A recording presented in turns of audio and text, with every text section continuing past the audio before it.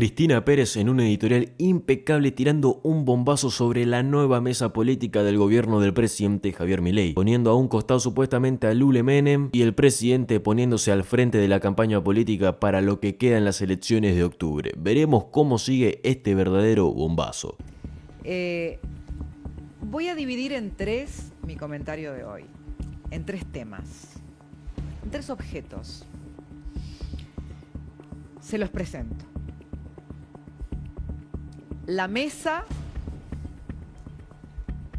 el helicóptero y el pararrayos. Parecen no tener nada que ver, pero van a ver qué tiene que ver. Vamos a empezar con la mesa.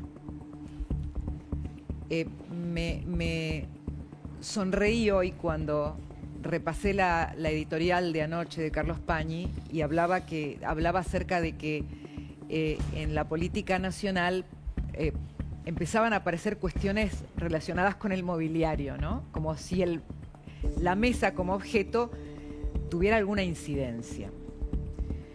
Yo les voy a decir lo que cambió en estas horas. Cambió la conducción política del país. Parece, dicho así, una cosa extraña. ¿Tenés las frases encomilladas? Me puse al frente de la mesa política. Me acabo de poner la campaña al hombro. Esto no es cosmética. Palabras de Javier Milei. Desde hoy el presidente asume la conducción política que tanto había intentado delegar. Javier Milei asumió la conducción política de las dos mesas políticas y de la campaña. Esperen. A ver, esto que les estoy diciendo no es pavada, porque el presidente intentó desde que asumió no hacerse cargo de la política. Pero es lo que tengo que hacer y lo voy a hacer. Si tengo que hacerlo, lo voy a hacer. Y si lo tiene que hacer, porque tiene que administrar una crisis en este momento. ¿Cómo me decís, Flor? Son tres mesas. Y a los gobernadores, si nos están mirando, que se queden, porque les va a interesar lo que voy a contar hoy. La mesa 1 es la mesa política nacional. Como un director técnico que tiene que hacer cambios cuando faltan 20 minutos para el partido que va perdiendo, hay cambios en la mesa política nacional. Lo bajó a Lule Menem de la mesa política nacional. Hoy me decía alguien, pero si no integraba la mesa, Lule, solamente fue a algunas reuniones. Bueno, fue casi a todas las reuniones en las que esa mesa había existido hasta ahora. No está más Lule Menem en la mesa política nacional.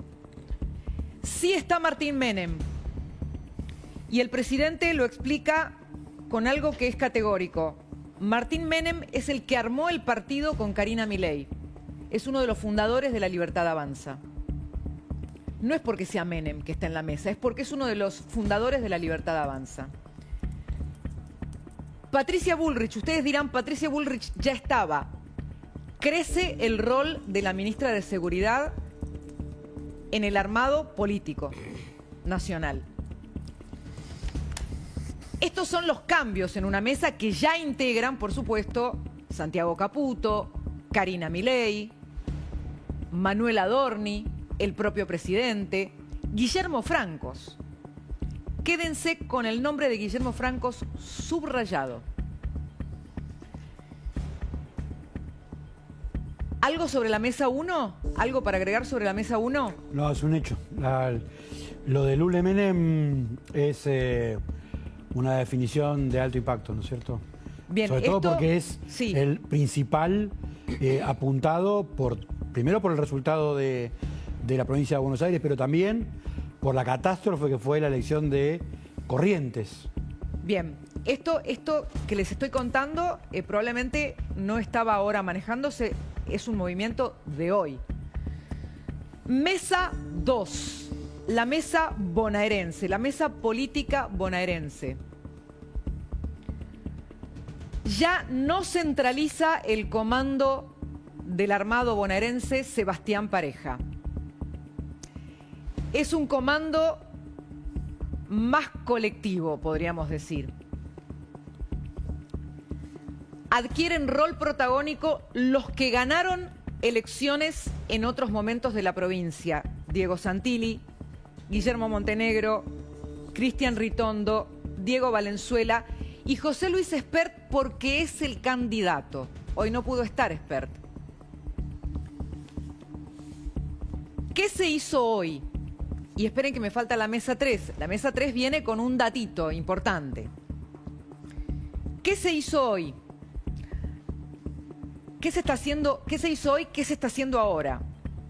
Hoy se analizó lo que falló. En la mesa bonaerense le preguntaron a uno por uno, que nunca habían hablado, nunca habían dado opinión sobre el armado, sobre nada. Le preguntaron uno a uno qué falló en temas logísticos, en fiscalización, en el mensaje y en cómo se dio el mensaje. O sea, a estas horas se están analizando y cuestionando el famoso kirchnerismo nunca más. ¿Qué se está haciendo ahora? Ahora se está trabajando en la minuta de todo lo que se habló en las dos mesas. Es decir, no es que va a quedar en una reunión de consorcio y chau, hasta la próxima. No. Esa minuta que se está haciendo ahora, esta noche le llega al presidente, que ya tiene parte del diagnóstico hecho, pero lo va a completar con todo lo que se agregó en esa minuta que se está haciendo ahora. Mañana, en la reunión del gabinete, el presidente va a informarle a sus ministros que asumió la conducción política de la campaña, de las mesas políticas y qué rol va a tener cada uno en la campaña. Además del resultado de lo que podríamos llamar autocrítica de lo que falló. Esto es información de lo más alto de la Casa Rosada. Pero ahora vamos a la mesa 3. Espera, está bien. ¿La foto la tenés o no? No me la pongas todavía la foto. Pero está. Bueno, ya está. Dale, ya está. Poné la foto, poné la foto. Le iba a hacer un juego a los chicos. ¿Qué es esta reunión? Equipo económico. ¿Vos te acordás de esta reunión, Facu? No me Con acuerdo. el BID. Bueno, Con el BID, claro, esto Exacto. fue el lunes. ¿Ayer no fue? está el presidente, está el titular del BID, Goldfan. Golfan. Ilan Golfan. ¿Y quién está acá? Guillermo Francos. Franco. Guillermo Francos. ¿Por qué está en la reunión del BID? Y porque tuvo paso en el BID, No, ¿no? Es amigo de Golfan, ¿eh? no. Personal. ¿No? Va, no lo más importante. Ah, ok. Guillermo Francos, a ver, esta reunión tiene que ver con lo que se viene con los gobernadores. Guillermo Francos tiene el encargo del presidente de hablar uno a uno con todos los gobernadores. Pero no solo eso. En esta reunión, mostrame la foto, se habló de la línea de financiamiento que tiene el BID para los estados provinciales o el sector privado para hacer obras públicas de infraestructura que tiene que aprobar el Estado Nacional. Esa asignación del BID es de $1.000 millones. ¿Quién los va a manejar? Guillermo Francos. ¿Cuál es el destino? Los estados provinciales. Hoy el presidente empoderó al jefe de gabinete para manejar este fondo del BID que tiene como destino los estados provinciales y la realización de infraestructura. Es una suma que puede incluso tener una ampliación de capital en función de la cual esto podría multiplicar el portfolio. A ver, el gobierno no tenía a nivel presupuestario mucho que ofrecer porque las cuentas el presidente las busca mantener en equilibrio, pero este fondo del BID para las provincias es lo que el gobierno va a poner en la mesa ante un reiterado pedido de los gobiernos provinciales sobre la necesidad de reactivar las obras públicas y de infraestructura. ¿Tenías esto, No. Facu? No. Bien. Saben que esto cambia el juego porque ustedes seguro han estado escuchando a los gobernadores planteando que no iban a ir para nada a reunirse con el gobierno, que no iban a ir para la foto.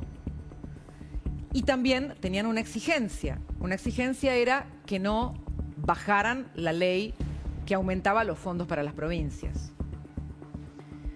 Bien, hasta ahí, fíjense que les acabo de contar los cambios en los equipos, quiénes salen, quiénes entran, por qué cada uno. Mesa política 1, mesa política 2, mesa 3, porque esta mesa que no la teníamos en el radar y que tenía a Guillermo Francos acá, no le habíamos prestado tal vez mucha atención, tiene $1.000 millones de un fondo del BID para las provincias. Y ahora les voy a mostrar un dibujito al que accedí gracias a una alta fuente de economía. Perdónenlo si me mostró el dibujito. Estos son las bandas. Estos son las bandas de flotación. El domingo a la noche,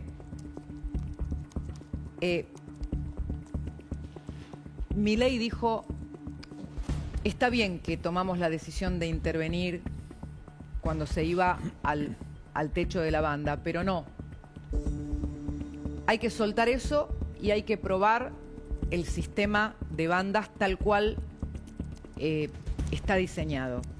Lo voy a leer a esto porque no quiero faltar a la letra de la explicación de esta alta fuente de economía. Cuando las bandas son creíbles, esto lo explicó el presidente con este papelito. Cuando las bandas son creíbles, las propias fuerzas del mercado, si toca el techo, lo llevan hacia adentro y cuando te acercás a la banda de abajo, las flechitas se empujan hacia arriba. En esto estaba pensando Milei cuando hizo el discurso en el que aceptó la derrota. Algunos le sugerían al presidente hablar de cuántas bancas habían ganado en la legislatura bonaerense. Y él dijo, yo tengo que aceptar la derrota y tengo que decir que el plan económico sigue sin modificaciones, porque estaba pensando en esto. En ese momento el dólar overnight estaba en 1.500 pesos. Entonces, cuando el presidente dice el tipo de cambio no se mueve, las bandas son creíbles, al otro día dice hay que testear esto, no hay que intervenir.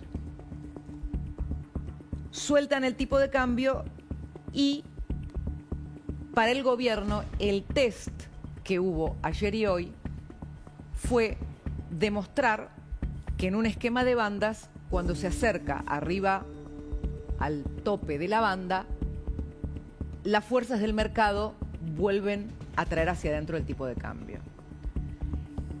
Este esquema tenía el visto bueno del Fondo Monetario, pero no se sabía. Entonces muchos habían puesto en duda que este cambio y esta decisión intempestiva de intervenir si llegaba al techo de la banda fuera vista por el fondo como una violación a los acuerdos o como un incumplimiento, que es la palabra que se usa. Hoy el fondo dio una fuerte señal de apoyo al plan económico argentino y también al esquema cambiario. Apenas ocurrió. Yo les estoy contando esto con el dibujito porque todo esto se fue cocinando a la par del discurso económico del domingo. Y cuando se conoció hoy lo que dijo el Fondo Monetario, el presidente hizo un tuit. Tal como señala el día domingo, no nos moveremos ni un milímetro del programa económico, equilibrio fiscal, mercado monetario ajustado, y en lo cambiario se mantienen las bandas cambiarias pactadas con el FMI. Además, seguiremos desregulando. Pero a ver, yo les quise encadenar esto, que lo había puesto como algo más marginal, porque estaba conectado con lo que el presidente había hablado el domingo. Dicho esto, ayer Facundo dio una información que fue vital. Lo que pasa es que fue al final del programa.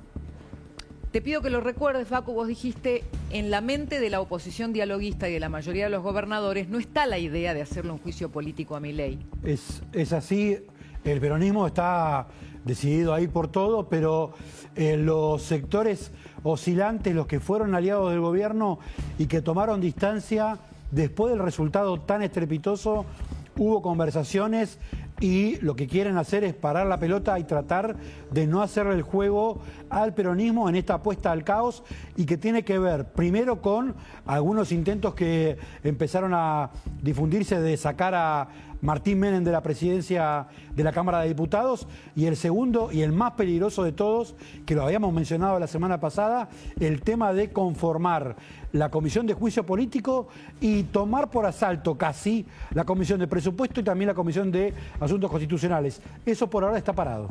Bien, el presidente no solo confirma a Martín Menem en la presidencia de la Cámara de Diputados, sino que lo suma en la mesa política, de donde baja a Lule Menem, porque dice Martín Menem no está acá por ser Menem, sino porque es uno de los fundadores de La Libertad Avanza con Karina Milei. Dicho esto, como Facundo plantea, hay en los gobernadores una voluntad de preservar la estabilidad institucional del país en la mayoría de ellos. Pero también está el club del helicóptero. Entre los personajes más rancios del peronismo. Uno es el gobernador de La Rioja, Quintela, que dijo esto. No veo alternativa. Primero, esta convocatoria, digamos, es un pedido de auxilio que están haciendo para tratar de fortalecerse y llegar de la mejor manera posible para el 26 de octubre, cosa que me parece que no llega. Todo este juego financiero que hicieron ellos me parece que es un gran nido de corrupción que ellos venían a resolver supuestamente los graves problemas que había dejado Alberto, Cristina, Massa, etcétera. No solo no resolvieron ningún problema, sino que agravaron y endeudaron al país a cifras escandalosas. Bueno, hay un sector del peronismo que está apostando a decir el gobierno no llega a octubre directamente. Es el principio del fin, no llegan a octubre. Y les voy a presentar a un personaje que ustedes ya conocen en dos tramos, que seguramente no los tenían porque pasó perdido entre las noticias. Primero, el momento en que descaradamente Gildo Insfrán plantea que por ahí vive 150 años y tiene todo el tiempo del mundo para reformar las veces que sea necesaria la Constitución, admitiendo, si ya saben, que la cosa es quedarse. Miren. Vayan a pensar que me expreso de esta manera porque estamos cerca de un proceso electoral, que es el 26.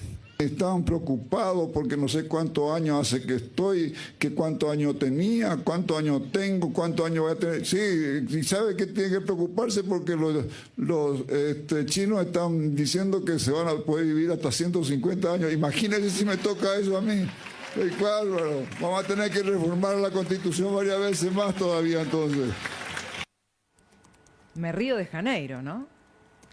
Insfrán se burla en la cara de todos nosotros de cómo él reforma la Constitución para quedarse. Porque en teoría la había reformado para que se prohíba la reelección indefinida. Es casi una admisión esto. Casi una evidencia para cuando lo analice la Corte Suprema de Justicia, porque seguro va a haber presentaciones por el tema de esta Constitución o de una eventual nueva candidatura de Insfrán. Pero les puse ese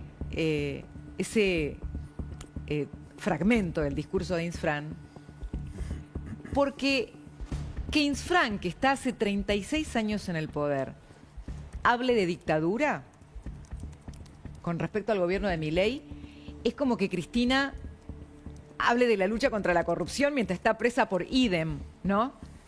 Fíjense cómo Insfrán dice que lo de Milei es una dictadura. Soy un opositor, que soy respetuoso de la voluntad popular. En el 23 yo le decía a ustedes que si se votaba a este presidente o a este candidato, que de acuerdo a lo que decía solamente se podía hacer si era una dictadura y que iba a ser algo inédito en nuestro país. Y lo es algo inédito. Es una dictadura democrática porque lo eligió el pueblo. ¿Y por qué digo una dictadura? ¿Qué poder es el poder que desaparece cuando hay una dictadura? El poder que desaparece cuando hay una dictadura es el poder legislativo, es el Congreso de la Nación. A ver, realmente es una tomadura de pelo. Me guardé los datos. En el Congreso, este año el gobierno perdió 17 de 18 votaciones. Mire si no existe el Congreso, Insfrán. En el Congreso se rechazó por primera vez en 2 décadas un veto presidencial y un decreto de necesidad y urgencia. Y se logró en varias oportunidades mayorías agravadas que pusieron a tiro al gobierno de Milei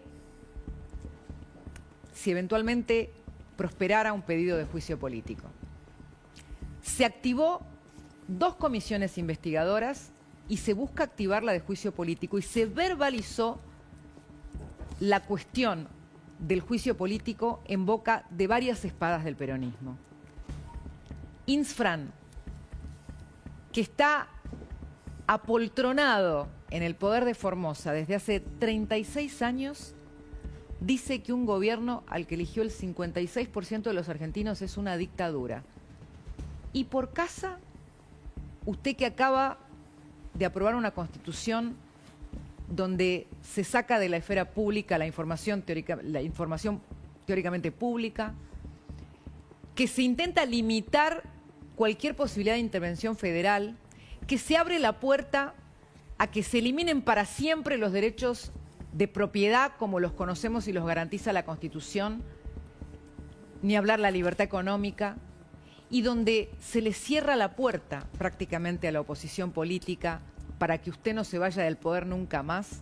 Usted habla de dictadura cuando Formosa ya está en los márgenes de la República. Esto es la conducción del peronismo, señores. Para cuando les vayan a decir que el peronismo en realidad está remozado, se modernizó, ya no quiere volver a lo de antes, este señor que está atornillado a la eternidad, que ahora quiere vivir 150 años.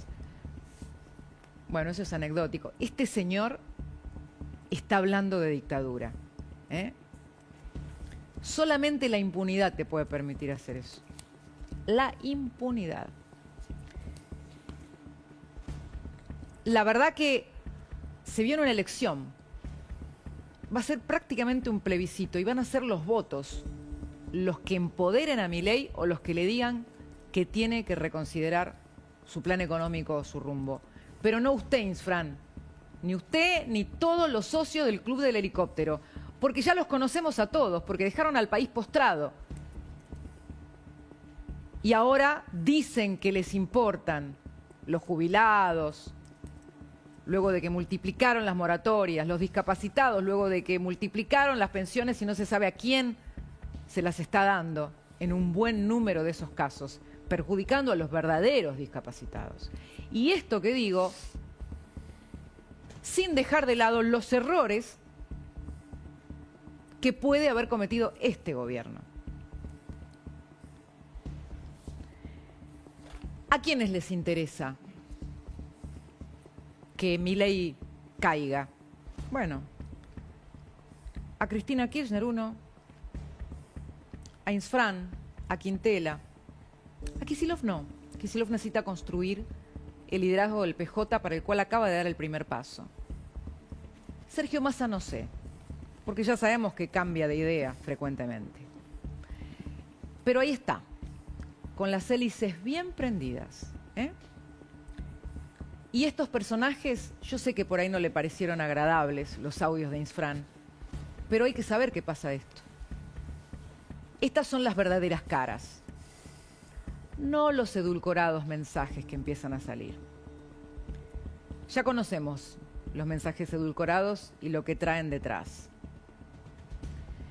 El pararrayos. Acá me voy a meter en la interna del gobierno, que es una interna muy cruda por estas horas.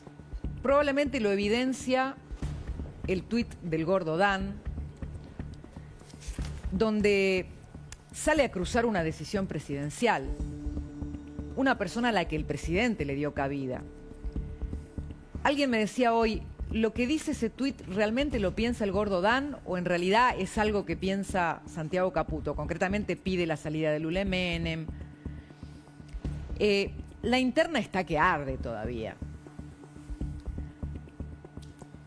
La realidad es que hay una división muy fuerte entre los que quisieran que rueden cabezas y la decisión que tomó el presidente, que es no cambiar un armado y profundizar una crisis interna en medio de una campaña electoral, sino acomodar a los jugadores en distintos lugares y por ahí reducir el poder, repartir el poder para que haya más eficiencia o por lo menos decisiones más consensuadas con todos los actores. Dicho esto, hoy alguien me decía, alguien en quien el presidente confía muchísimo, ¿sabés qué es lo que me preocupa? Me preocupa que a veces el presidente es el pararrayos, se pone como pararrayos de todo, cuando los fusibles deberían ser los funcionarios, no el presidente. Y alguien le preguntó al presidente, ¿vos crees que a veces te ponés vos como el pararrayos de todo? Y el presidente dijo, sí, porque este partido se creó en base a una persona y a veces me tengo que poner en todos los lugares. Entonces, la misma persona que me dijo, a mí lo que me preocupa es que Javier a veces es el pararrayos y nadie lo protege, me planteó el peligroso límite de la interna, donde si no bajan un cambio, el fusible termina siendo el que se pone de pararrayos para salvar lo que les va pasando a todos y tenerlos contentos. Creo que ese es el límite de la interna. Y si de verdad lo quieren al presidente, tienen que entender